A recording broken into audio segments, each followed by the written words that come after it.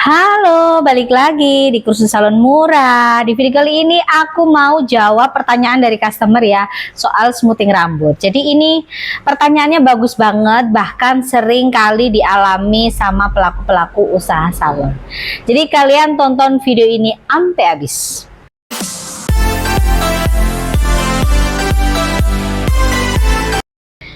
Jadi ini aku jadi lupa nih pertanyaannya kapan ya, cuman ini aku kebetulan sudah aku screenshot dan aku bacain aja deh dari user sekian-sekian.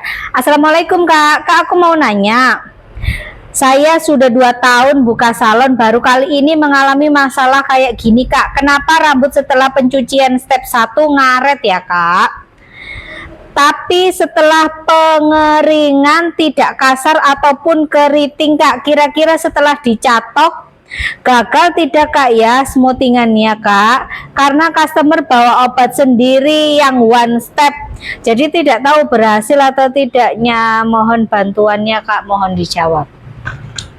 Pertanyaan kamu bagus banget. Jadi hal-hal kayak gini ini sering kali kejadian di orang-orang yang memang biasanya terbiasa memegang rambut. Jadi banyak banget macamnya rambut itu. Ada yang dioles terus tidak ada terjadi reaksi apa-apa, dalam arti sama aja dengan rambut yang semula atau rambut aslinya. Ada yang sekali dioles itu rambutnya sudah ngaret seperti yang ditanyakan. Ada juga yang sekali dioles itu rambutnya sudah ngekrus. Nah, hal-hal kayak gini itu sering kali terjadi. Kita bahas satu persatu, mulai dari yang rambut normal dulu, yang tidak ada yang namanya reaksi apapun. Jadi kalau tidak terjadi reaksi apapun terhadap rambut, itu sudah bisa dipastikan rambutnya memang satu, belum pernah diapa-apain, dalam arti tidak pernah diwarna, tidak pernah mengalami proses pelurusan. Dia cenderung rambutnya baik-baik saja, dalam arti aman, tidak terjadi poros ataupun patah-patah, dia aman. Itu berarti rambut normal ya.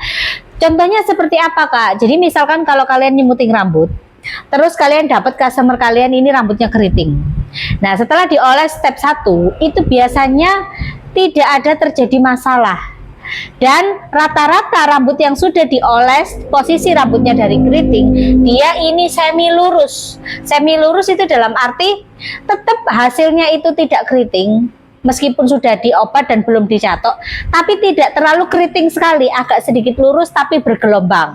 Itu rambutnya dikatakan masih normal, dalam arti rambutnya masih perawan, yang tidak pernah terkena bahan kimia apapun. Terus ada juga yang sekali dioles dia ini langsung ngekrus.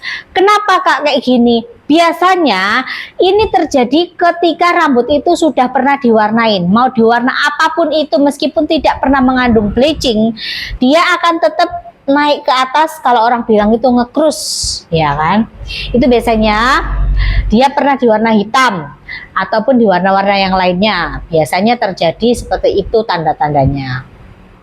Terus lagi kak, kalau setelah dioles itu rambutnya patah-patah gitu gimana kak? Sama, itu sudah pernah mengalami proses pelurusan atau sudah pernah mengalami proses yang namanya pewarnaan. Jadi dia ini ibarat katanya tuh tumpang tindih, ya di smoothing, ya di warna, segala macam itu sudah dilakukan sama dia.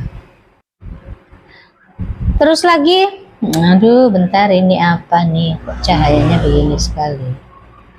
Sorry. Terus kenapa kak setelah dioles itu bisa jadi ngaret?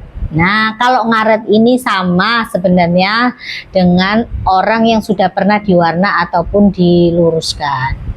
Kalau orang yang sudah sering kali pewarnaan, otomatis rambutnya ini akan melar lebih cepat, ya kan? Contohnya begini, ini pakai rambut aja dah.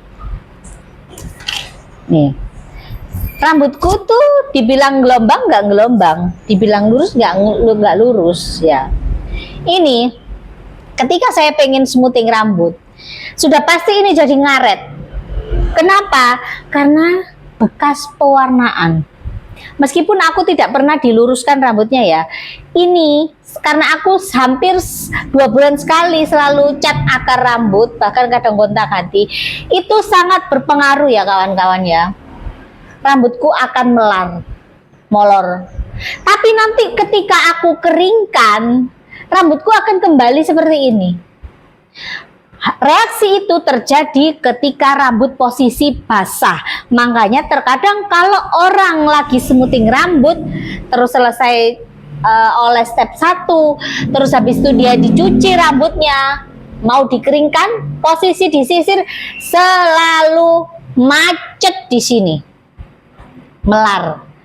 Ibarat kata tuh rambutnya seperti nempel satu dengan yang lainnya, jadi susah. Itu yang namanya rambut ngaret.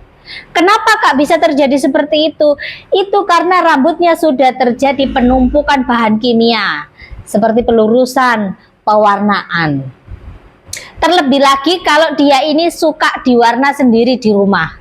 Kalau orang yang diwarna sendiri di rumah itu terkadang kan peroksidnya itu asal nyampur ya, tidak dilihat dengan kondisi rambut yang sekiranya ini tidak perlu menggunakan peroksid yang terlalu tinggi, tapi dia pukul rata supaya cepat jadi, itu juga berpengaruh sekali. Makanya usahakan ya, buat kalian yang nonton video ini, kalian misalkan bukan pelaku usaha salon, kalian lebih baik pergi ke salon.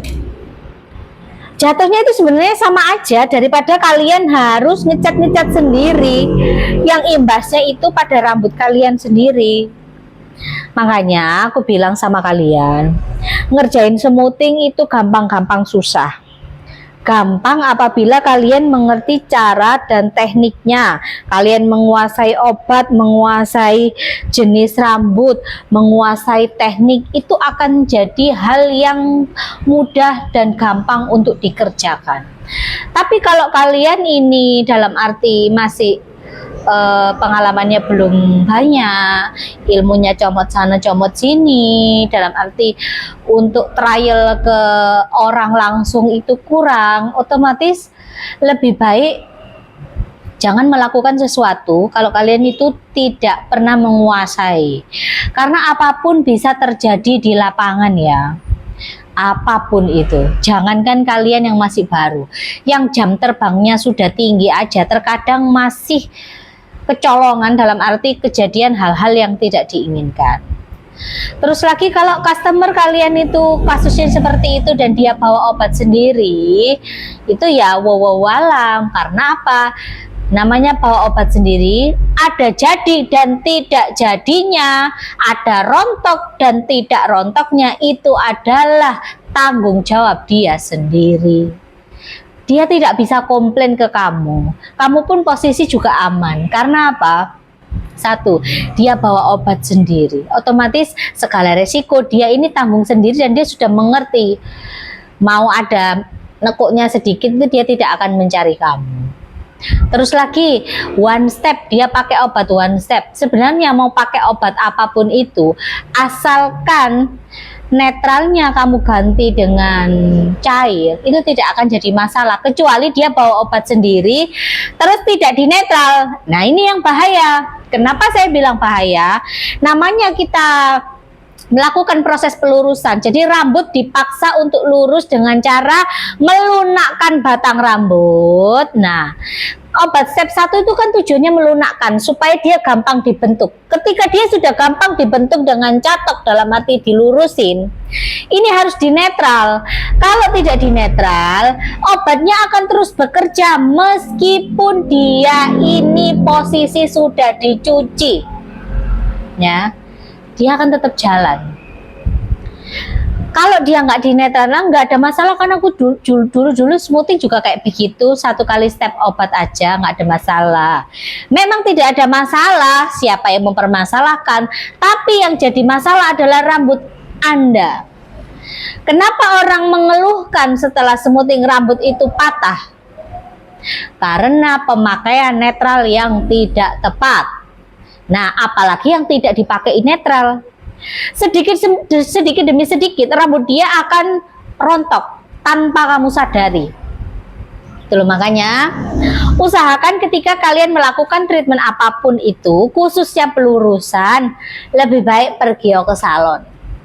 Jangan coba-coba, ya kan? Karena namanya rambut meskipun bisa numbuh, kalau ada terjadi masalah, kalian akan mengalami yang namanya krisis percaya diri. Ya. Tujuannya salon membuka salon itu adalah untuk mereparasi, melakukan treatment sama rambut-rambut kalian. Jangan dilakukan asal, meskipun sekarang banyak dijual obat-obatan secara bebas. Makanya beberapa produk itu selalu mencantumkan professional use, dan itu harus dilakukan oleh orang-orang yang berkompeten di bidangnya.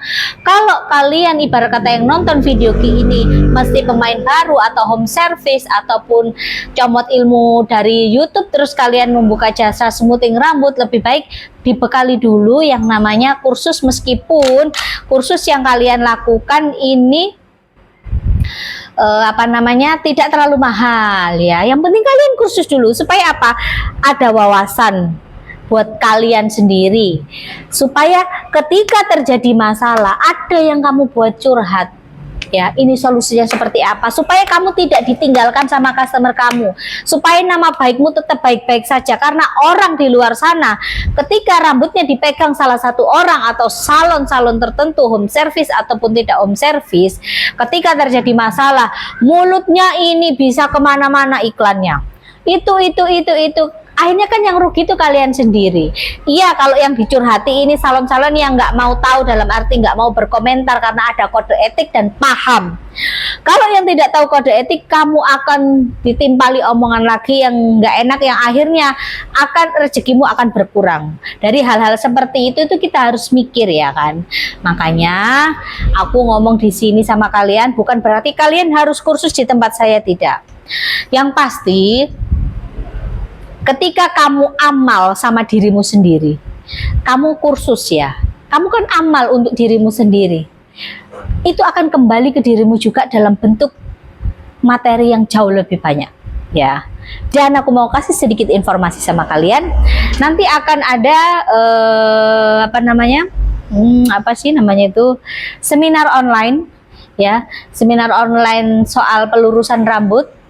Di situ dibahas semuanya, dibahas tuntas, ada prakteknya juga. Ini online ya, saya sekali lagi bilang online, tapi saya demokan secara langsung. Kalian bebas bertanya apapun. Di situ nanti ada grup juga yang kalian bisa sharing apapun tentang pelurusan. Kalian bisa tanya apapun, mau tanya produk, mau tanya informasi soal sales yang terkait, boleh, ya kan? Terus kalian bisa ikut, bisa join. Kalau nggak salah harganya 250 ribuan. Jadi itu kita bekerja sama dengan, selain Metric Beauty Salon and Kursus, ada juga yang berpartner dengan kita, Sion Barber sama Kos Community, komunitas hairdresser seluruh Jawa Timur. Terus juga kalau kalian mau join, silakan kalian bisa WhatsApp aku di 0822 33668636. Terus lagi, kalau kalian sebagai hairdresser tapi kalian belum memiliki yang namanya sertifikasi hairdresser, kalian bisa daftar melalui saya. Siapa tahu kalian pengen ujian juga supaya profesi kalian ini legal. Karena zaman sekarang itu yang utama. Kalian hebat sebagaimanapun, orang akan meminta yang namanya pembuktian. Namanya sebuah pembuktian, namanya sebuah ujian, itu kita pasti mengeluarkan biaya. Tapi biayanya di sini adalah subsidi.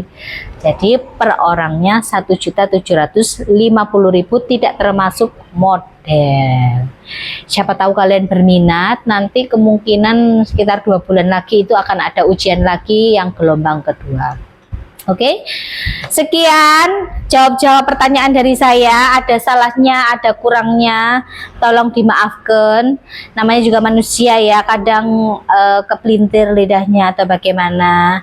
Terus lagi, kalian mau nanya apapun itu lebih enak itu ya ini loh WhatsApp langsung. Jadi kan aku langsung jawab daripada komen di YouTube. Komen di YouTube itu nggak ada masalah, tapi responku agak sedikit lambat ya karena aku jarang ngecek-ngecek komentar kecuali aku lagi nganggur banget di salon. Oke, terima kasih buat kalian yang sudah nonton video ini. Bye bye.